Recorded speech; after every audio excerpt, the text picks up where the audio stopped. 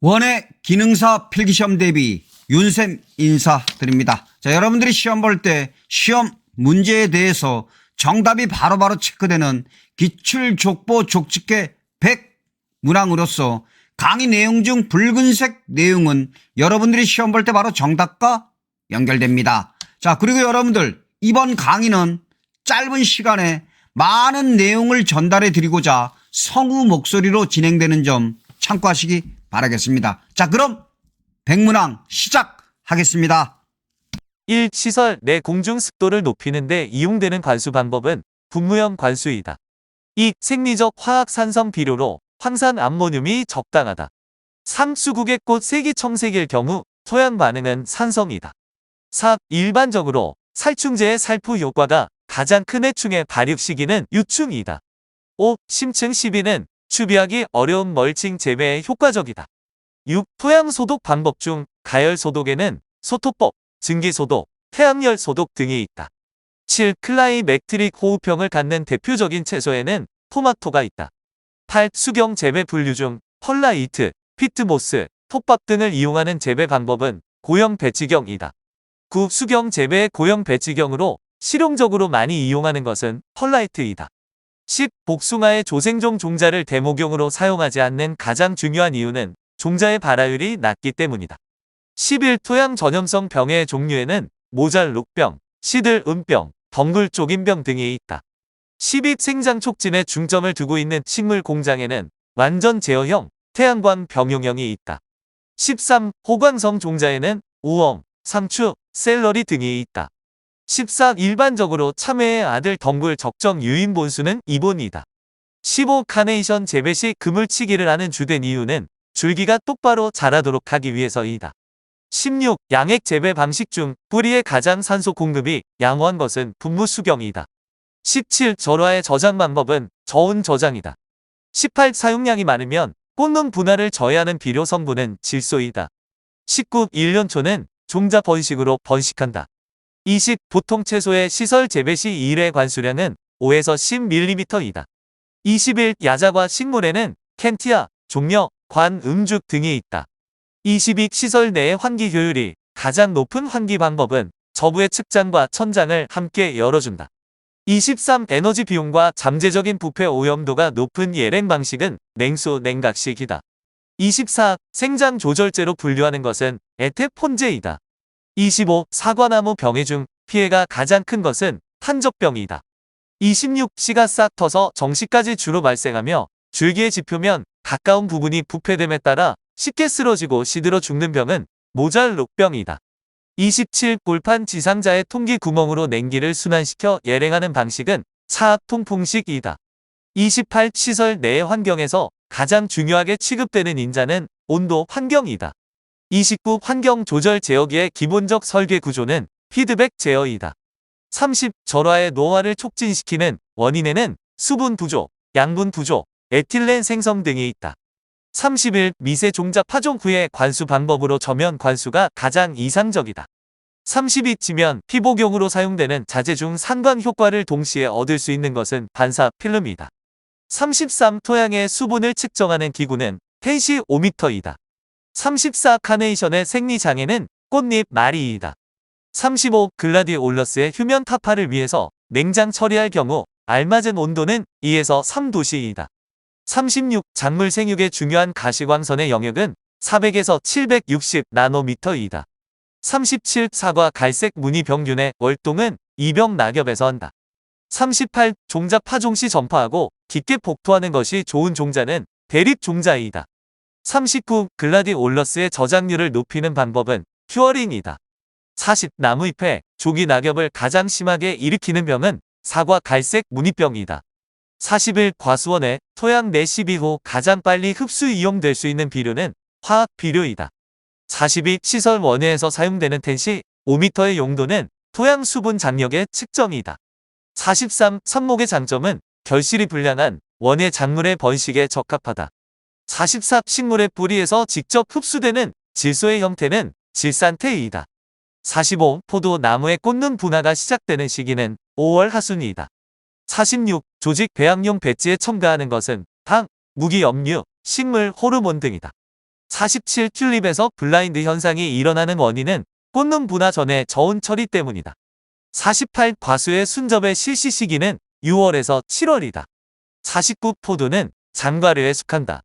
50 사과 나무에서 망간의 과다 흡수로 발생되는 생리 장애는 적진병이다. 51 시설 내 염류 집적이 생기는 가장 큰 이유는 다비 재배, 강우 차단과 과다 시비 등이다. 52 당근에서 뿌리의 색소인 카로틴의 축적이 잘 되는 토양 조건은 약간 건조하고 통기성이 좋은 토양이다. 53 절화 생산을 위한 영리 재배용 온실의 형태로 양 지붕형 온실이 적합하다. 54 고구마의 상처를 아물게 하기 위한 저장 전 처리로 큐어링이 적당하다. 55 복숭아 개심 자연형 수영 구성 시 알맞은 주짓수는 3이다. 56 건물 기준 식물의 필수 원소 함량이 가장 큰 것은 탄소이다. 57 밀폐된 하우스 내에서 광합성을 증대시키기 위하여 필요한 장치는 이산화탄소 발생 장치이다. 58 달, 리아 인공 분구 시 부착해야 될 부분은 관보이다.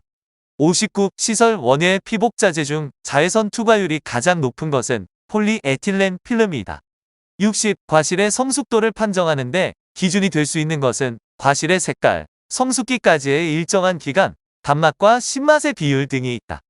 61 병원체가 식물체 내에 침입하여 병증이 나타날 때까지의 기간을 잠복기라고 한다. 62 거세미 나망의 월동 형태는 유충이다. 63 병 발생 예방을 위한 온실 관리에서 가장 중요한 것은 온도, 습도이다. 64 무의 꽂는 형성과 추대가 촉진되는 조건은 저온, 고온장일이다. 65 9월상 중순경의 최적기인 접목법으로 감귤에 가장 많이 이용하는 것은 눈접이다. 66 해충 중 식물체의 즙액을 빨라먹는 피해 외에 바이러스 병을 매개하는 종류에는 진딧물, 총체 벌레 등이 있다. 67 꽃 형태 가운데 착과가 가장 잘 되는 꽃 형태는 장화 주화이다. 68 감의 탈삭 방법에는 알코올 처리법, 이산화탄소 주의법, 더운 물 처리법 등이 있다. 69 시설 내의 온도 교차는 하루 중 최고 온도와 최저 온도 차이다. 70 우리나라에서만 자생하는 한국 특산 식물로 열매의 모양이 둥근 부채를 닮은 식물은 미선나무이다.